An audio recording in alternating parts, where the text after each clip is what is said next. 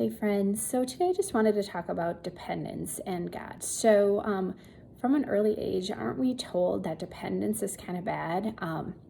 As a mom, a new mom, I remember being told if you hold your baby too much, they're going to never let you put them down, or you need to get them off of formula or breast milk because you don't want them dependent on that for the rest of their life, or they need to walk as soon as they can because they don't want to be dependent on being carried. And 18 comes around, go to school, we get home, and we need a good job so we're not dependent on our parents and have to live at home.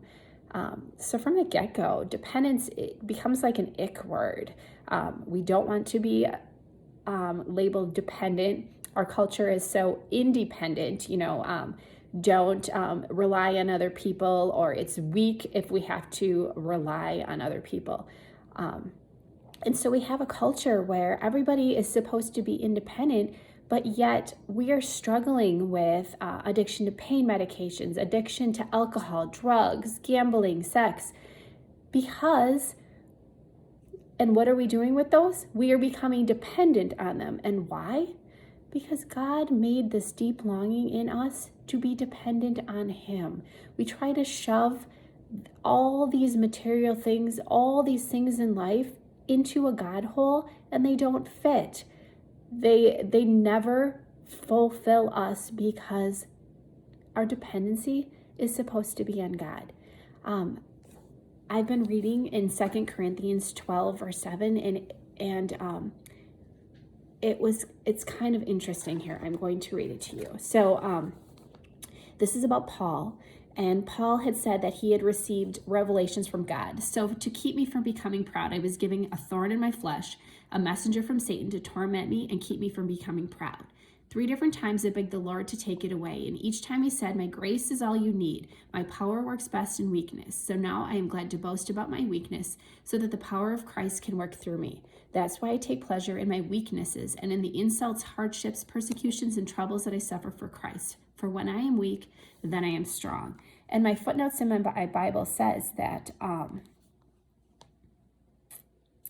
that Paul's thorn, we don't know what it is, but whatever the case, it was chronic and debilitating, and it kept him from working sometimes. It was a hindrance to his ministry, and he prayed for God to remove it, but God refused. And Paul was a very self-sufficient person, so this thorn must have been difficult for him. And it said that 3 times he prayed, but God, he received, however, things far greater than he received, far things greater because he received greater grace from God, a strong character, humility, an ability to empathize with others, and it benefited those around him as they saw God work in his life. So here's the thing. I suffered from terrible anxiety and depression in my past, and I wanted God to remove it so many times. But you know what it did? Even though I felt so awful and just it felt like such a weight on me, it did lead me to depend more on God. And luckily, God has brought me through that season. But I know now, without a doubt, that when I hit my weakest spot in life, I need God all the more.